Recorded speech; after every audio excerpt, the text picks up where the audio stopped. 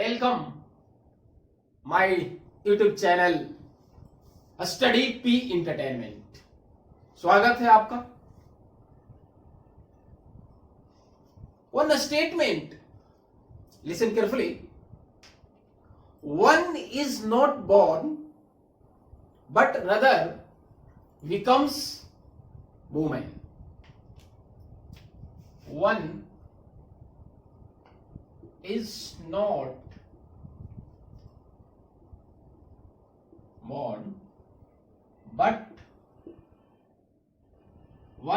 not born but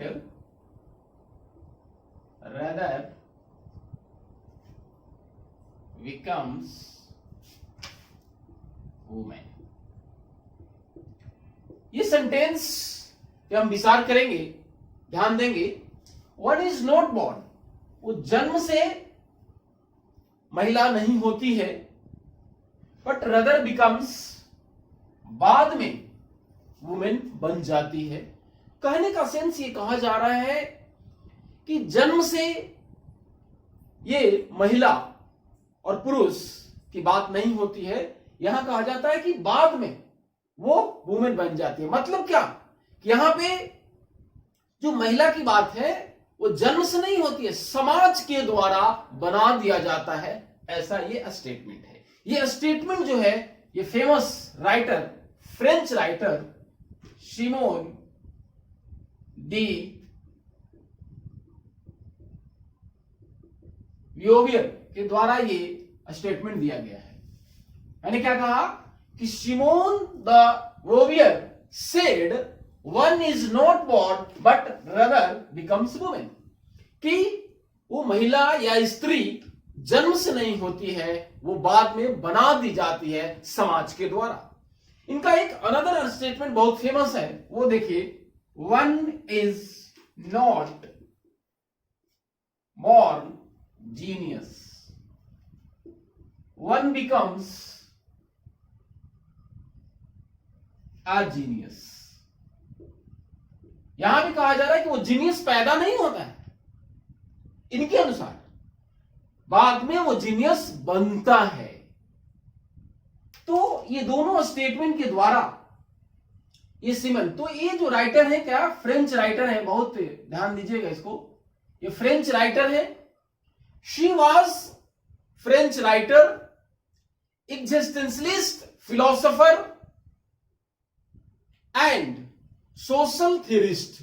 ये समाजवादी भी कहा जाता है, सिद्धांत दिया है। तो ये सिमोन डी बोवियर ने कहा कि महिला स्त्री जन्म से नहीं होती है, उसे बना दिया जाता है। तो कहने का मतलब कहीं ना कहीं ये थोड़ा लेस की बात आती है और एवब की बात आती है, मतलब अप डाउन। कहने का मतलब समाज के द्वारा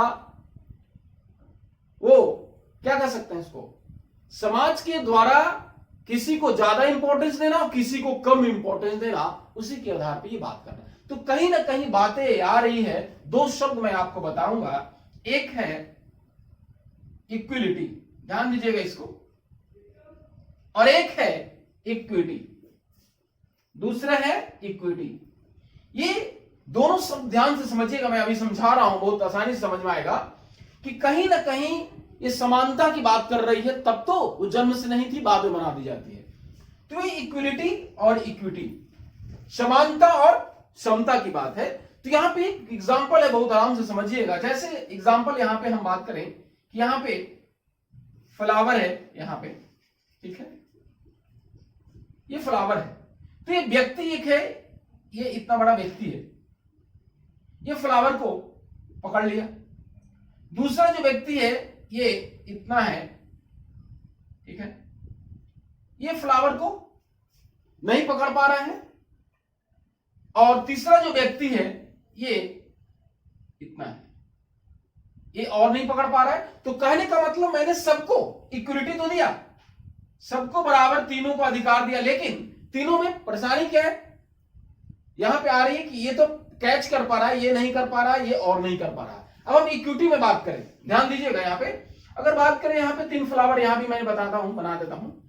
तो ये फ्लावर है, फूल, ठीक है। ये पहला जो व्यक्ति था ये तो कैच कर लिया फ्लावर को, ठीक है।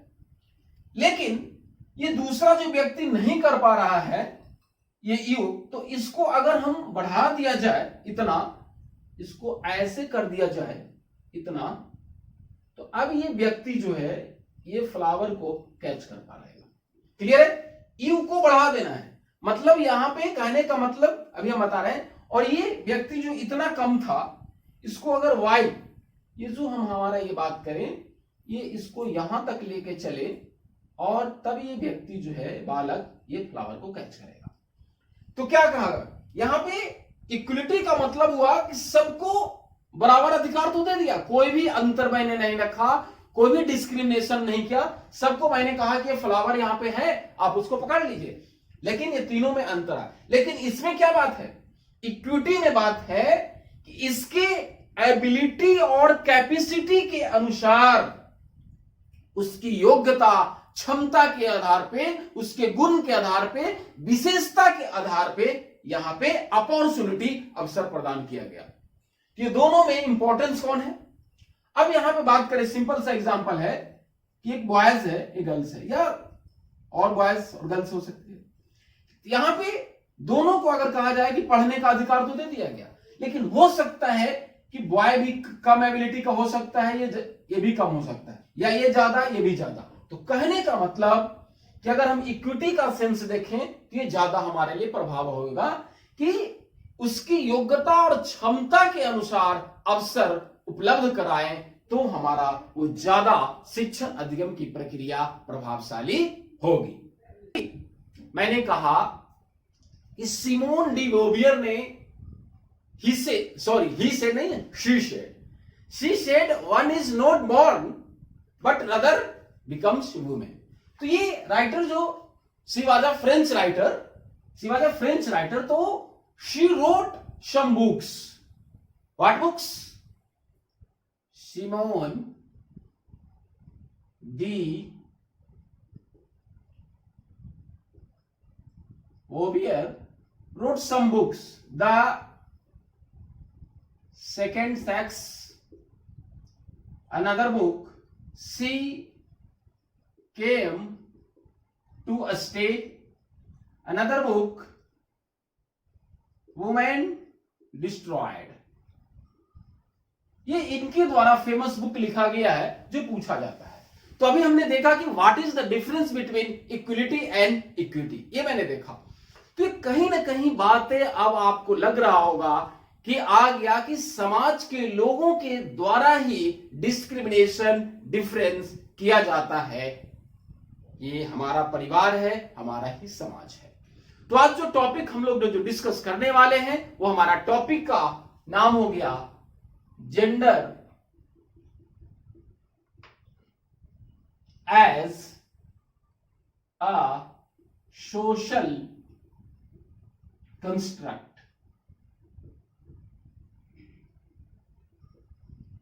Gender as a social construct, और ये हमारा सीटेट का बहुत इंपॉर्टेंट टॉपिक है। 1 या 2 सवाल निश्चित रहता है। तो अब यहां पे बात है कि gender as a social construct. तो अब यहां पे जो जेंडर हमारा जो शब्द है, ये तो इसी के साथ दूसरा शब्द यहां पे बात आती है सेक्स। अभी मैंने क्या कहा था कि Simone de Beauvoir wrote one famous book, The Second Sex। यहां पे इन्होंने बताया कि सेक्स है क्या। इट इज अ बायोलॉजिकल, या कह सकते हैं फिजिकल, या कह सकते हैं क्रोमोजोमल या हार्मोनल। कहने का मतलब क्या है कि हमारा जो सेक्स जो टर्म है, शब्द है, वो जैविक है। ध्यान दीजिएगा, ये यहां पे शारीरिक भिन्नताओं के आधार पे बात आ रही है। मेल फीमेल की बात आ रही है, बॉयज एंड गर्ल्स की बात आ रही है, मेल फीमेल की बात आ रही है, बॉयज गर्ल्स की बात है। कैसे? जैविक शारीरिक विशेषताओं के आधार पे, क्रोमोसोमल डिफरेंस के आधार पे तो आपको पता है कि फीमेल जो है एक्स एक्स होता है और ये एक्स वाई होता है। तो वहां पे ज्यादा हमको उतना पे नहीं जाना है, हम ये बता रहे हैं कि what is the difference between sex and gender. Sex क्या क्या बायोलॉजिकल टर्म है, ये जैविक है, शारीरिक है, और ये गुण सूत्र के आधार पे और हार्मोन के आधार पे ये सेक्स कहा जाता है। लेकिन जेंडर जैसा कि लिखा हुआ है क्या है, gender as a social construct, social, cultural, psychological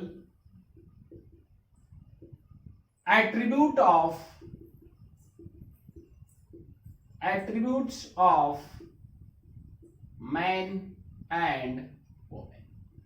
तो ये सवाल आता है, तो कहने का मतलब यहां पे ध्यान से समझिए अब कि जेंडर जो है हमारा सामाजिक और सांस्कृतिक रचना है, सामाजिक और सांस्कृतिक रचना है। तो आपका सवाल आएगा कि gender is a political term, economical term, biological term और सोशल कंस्ट्रक्ट। तो हमारा आंसर हो जाएगा कि जो जेंडर है, जो लिंग, इसका हिंदी कह लीजिए लिंग। लिंग क्या है, एक सामाजिक संरचना है। सामाजिक संरचना कहने का मतलब ये समाज के लोगों के द्वारा ये ज्यादा निर्धारित किया गया है, ये जेंडर शब्द। अब यहां पे बात आ रही है कि अब हम थोड़ा समझेंगे कि समाज के लोगों के द्वारा जो भेदभाव की बात किया गया, रूढ़िवादी की बात किया गया और बायसनेस की बात किया गया।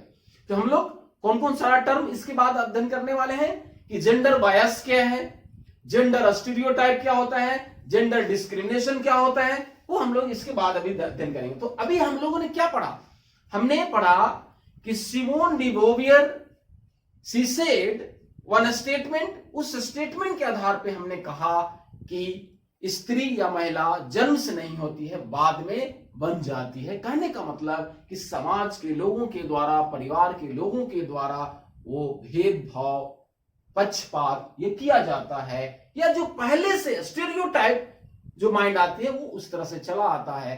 तो अब वो तो परिवार और समाज के द्वारा, ये अगर देखा जाए तो विद्यालयों में, महाविद्यालयों में, या जो हमारा टेक्स्ट बुक आ रहा है, करिकुलम भी आ रहा है, उसमें भी कहीं ना कहीं हमको देखने को मिलता है।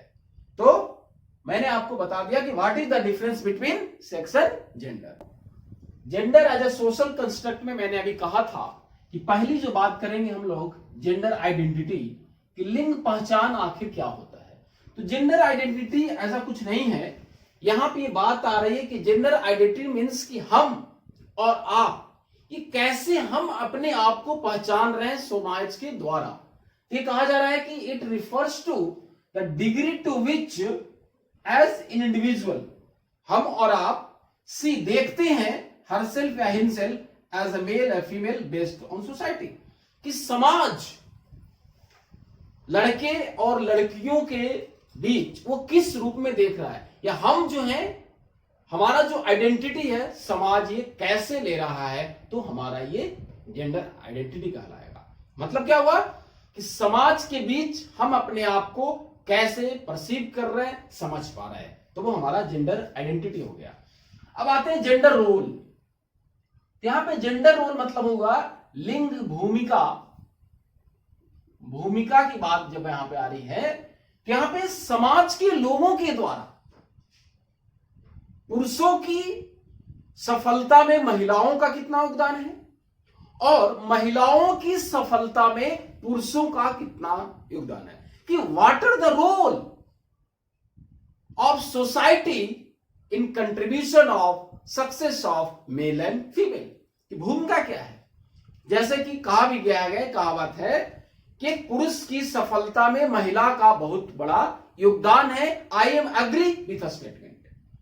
तो अब यहां पे देखिए क्या लिख रहा है कि तो जो हमारा जेंडर रोल है, तो शुरुआत होता है शैशवावस्था से, और ये बाल्यावस्था में जो हमारा सबसे ज्यादा जेंडर रोल्स की बात होती है, भूमिका की बात होती है। यहीं पे हम लोगों को, चाहे वो टीचर हो, पेरेंट्स हो, यहीं पे ज्यादा विकास करने की बात है। यहाँ पे नो डिस्क्रिमिनेशन की बात है, इक्विटी की बात करना चाहिए, उसके योग्यता और क्षमता के आधार पे, न कि जो ट्रेडिशनल चला आ रहा है भेदभाव के आधार पे हम लड़के और लड़कियों को अलग तरह से करें, या शिक्षक को भी इस तरह से ना करें कि प्रयोगशाला में जाएं तो लड़कियों को साफ सफाई में लगा दें बीकर या फनल का और उसे लड़कों को एक्सपेरिमेंट करने में लगा दिया जाए। तो इसी तरह से सीटेट में सवाल आएगा आपको, जो मैंने अभी कहा जस्ट वही पूछेगा आपसे कि अगर एक प्रयोगशाला में लड़कियों को साफ सफाई में और लड़कों को प्रयोग करने में लगा दिया जाए तो क्या होगा, तो क्या होगा,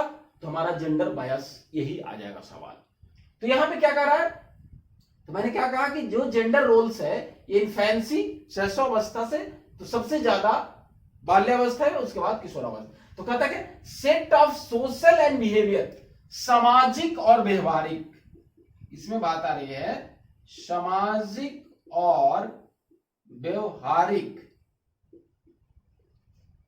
ये सेट ऑफ समुच्चय है, set of social and behaviour norms, सामाजिक और व्यवहारिक जो हमारा मानक है, that are generally consider appropriate, दोनों को एकदम इक्विटी की बात कर रहा है, जो मैंने अभी आपको बताया, ये दोनों को सामाजिक और व्यवहारिक जो हमारा मानक है वो हमारा क्या करेंगे, इसको इक्विटी के रूप में लेंगे, तो कोई इसी तरह का कोई डिस्क्रिमिनेशन की भेदभाव नहीं होगा फॉर आइदर इन सोशल या इंटरपर्सनल। आपको पता होगा इंटर मतलब वन टू अनदर। तो जेंडर रोल में बात आया कि बाल्यावस्था में ज्यादा हमें देखने की जरूरत है, वहां पे व्यवहार करने की जरूरत है। कैसा व्यवहार, सामाजिक और व्यवहारिक जो हमारा मानक है उसे अप्रोप्रिएट समुचित रूप से, ना तो ज्यादा ना तो कम, दोनों को बराबर की मतलब भावना रखना है। लड़कों को भी ऐसा नहीं है कि लड़कों को भी ज्यादा डिस्क्रिमिनेट करें या उसे डांटे फटकारे, ऐसा भी नहीं हो सकता है, दोनों को बराबर की बात यहां पे आ रही है। तो जेंडर रोल हुआ। अब हम आते हैं जेंडर बायस। ये सवाल आपसे पूछेगा जो मैंने अभी कहा था, तो मैंने आपको बताता हूं टेक्निक सीटेट में जो सवाल आएगा कैसे जेंडर बायस या जेंडर डिस्क्रिमिनेशन, देखिए लिखा हुआ है भेदभाव, पक्षपात या भेदभाव, कैसे आप समझेंगे कि सीटेट का क्वेश्चन वो हमारा होगा। तो उस ऑप्शन में सीटेट में ध्यान रखिएगा, बार बार मैं कह रहा हूं, इस देखना होगा कि चारों ऑप्शन में तुलना किया गया है कंपैरिजन। जैसे मैंने अभी कहा ना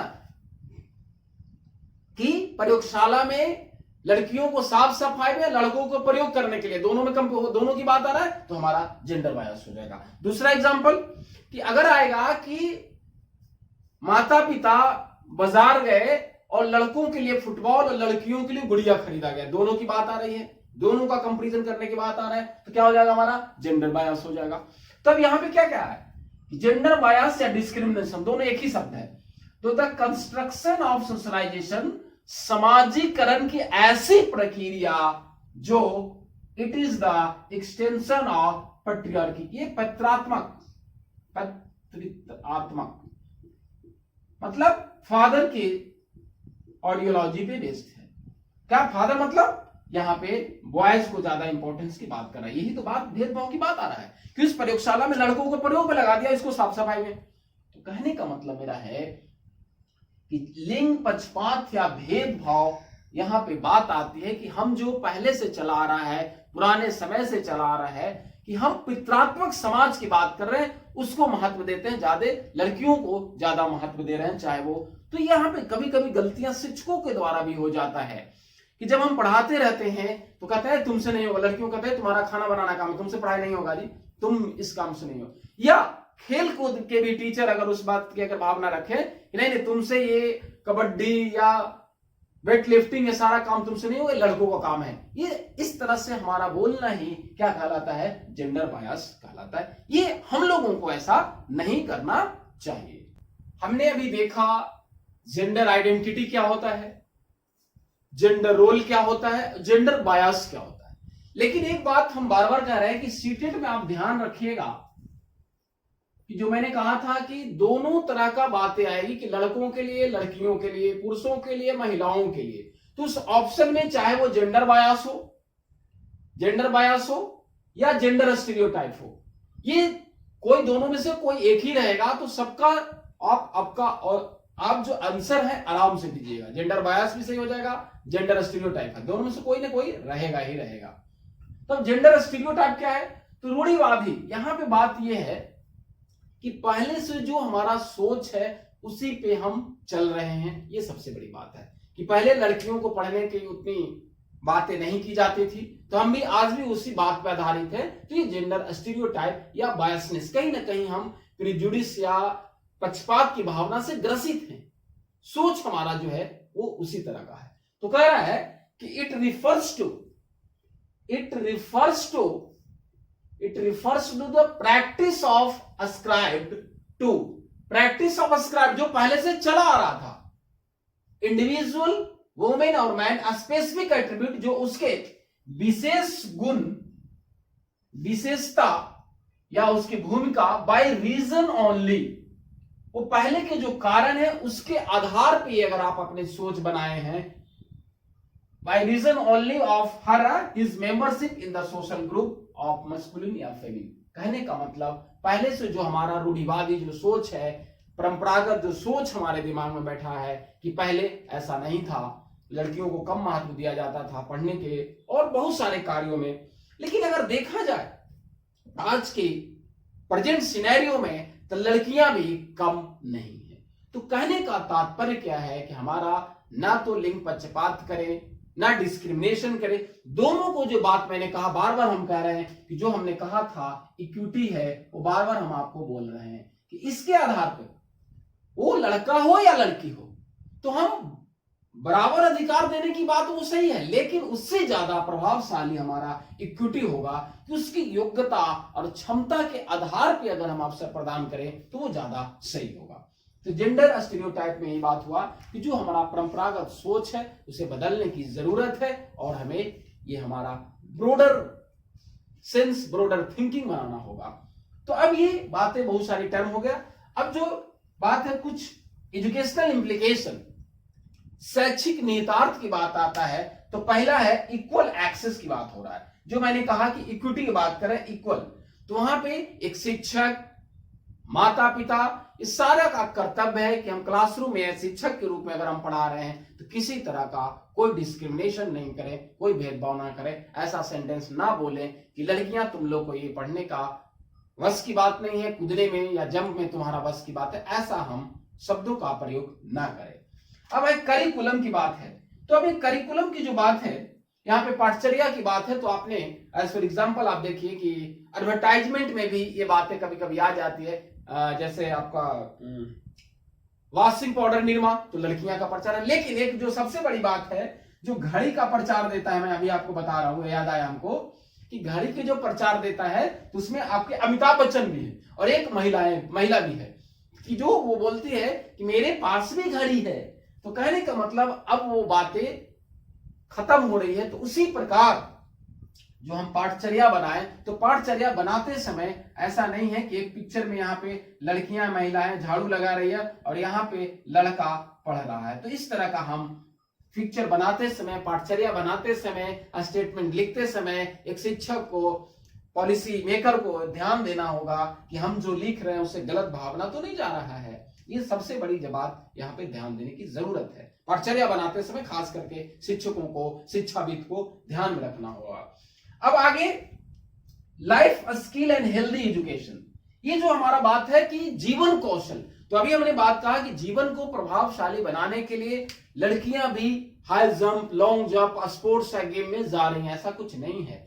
तो ये सारी चीजें दोनों को पार्टिसिपेट करने की बात है, एक्टिव करने की बात है, चाहे वो हेल्थ इंस्ट्रक्टर हो, पीटी टीचर हो या हम शिक्षक कोई भी हो, तो दोनों को इक्विटी की बात है, उसकी योग्यता और क्षमता के आधार पर खेल में, स्पोर्ट्स में, पढ़ाई में, सारे में हम उसको अधिकार दें बराबर का। Then TLM on instruction material, तो टीएलएम की बात वहां भी है कि जब आप शिक्षण सहायक सामग्री बनाए, शिक्षण सहायक सामग्री जो मैंने अभी बताया ना कि इस तरह ही बनाए, उससे भेदभाव या ऐसा किसी को ज्यादा या किसी का कम ऐसा हम ना बनाएं, ऐसा बात ना करें, तो जिससे कि ये बोध हो रूढ़िवादी या परंपरागत का। तो यहाँ पे जो सवाल पूछा जाएगा, मैं आपको सवाल बता देता हूं कि इसमें पूछा जाता है। जैसे पहला क्वेश्चन इसमें आएगा कि जेंडर जो हमारा है वो क्या है, तो हमारा क्या है, सोशल कंस्ट्रक्ट है, क्लियर है। कंस्ट्रक्ट। ये क्या है? सामाजिक संरचना है। सबसे ज्यादा सवाल यही ज्यादा पूछा जाता है। ठीक है। क्वेश्चन नंबर 2, क्वेश्चन नंबर 2 आता है जो मैंने कहा कि बाजार में लड़कों के लिए फुटबॉल और लड़कियों के लिए गुड़िया खरीदा गया, तो ये हमारा क्या हुआ? तो हमारा क्या होगा? जेंडर बायस हो जाएगा। जेंडर बायस कह लीजिए या स्टीरियोटाइप कह लीजिए। मैं आपको डायरेक्ट ऑप्शन लिख दे रहा हूं। और अगर क्वेश्चन नंबर 3 अगर पूछा जाए कि अगर एक क्लासरूम में एक शिक्षक पढ़ा रहा है तो वहां पे अगर बात आए कि लड़कियों को कहा जाता है कि तुमको खाना बनाने का काम है, बर्तन साफ करने का काम है, और लड़कों को केवल पढ़ना काम है, तुम्हारे से पढ़ाई नहीं हो पाएगा, तो वहां पे भी ये बातें आएगी, जेंडर बायस या स्टीरियोटाइप की बात आएगी। तो अब वहां पे शिक्षक को क्या करना चाहिए? या ऐसा बात आएगा कि शिक्षक को इस क्षेत्र में क्या करना चाहिए? तो वहां पे अपने व्यवहारों में जो सामाजिक और व्यवहार के जो मानक हैं, वहां पे जो क्षमता की बात मैंने कहा, उस प्रकार के व्यवहार करना होगा, शिक्षण अधिगम प्रक्रिया करना होगा। इसमें सबसे बड़ा रोल जो है हमारे माता पिता का भी है, जो घर में भी ऐसा नहीं है कि लड़कों को बड़ा सा गिलास में दूध दे दिए और इसको छोटा में दे दिए। इस तरह से हम ऐसा ना करें, क्योंकि और आज पहले ऐसा होता था, अब सारी चीजें बदल गई है, अब ऐसा नहीं हो रहा है। फिर आई बात विद्यालय में, महाविद्यालय में हम इस प्रकार का व्यवहार न करें, इस प्रकार की शिक्षण अधिगम प्रक्रिया करते समय ऐसा स्टेटमेंट ना बोले जिससे हमारा जेंडर बायस का बोध हो, जेंडर डिस्क्रिमिनेशन का बोध हो। तो आज हम लोगों ने आज पढ़ा कि social gender as a social construct में मैंने पढ़ा क्या? पहले हमने पढ़ा कि एक स्टेटमेंट को देखा, स्टेटमेंट के बाद हमने देखा कि what is the difference between equality and equity. उसके बाद हमने डिफरेंस देखा, सेक्स और जेंडर में डिफरेंस देखा, जो मैंने कहा कि sex is a biological term और gender is a social construct. उसके बाद हम लोगों ने देखा जेंडर आइडेंटिटी को, जेंडर रोल को और जेंडर बायस को। अभी हम लोग देख रहे थे जेंडर स्टीरियोटाइप। उसके बाद हम लोगों ने देखा कि इसका शैक्षिक निहितार्थ क्या है, और उसके बाद हम लोगों ने देखा क्वेश्चंस कैसे पूछा जाता है। धन्यवाद।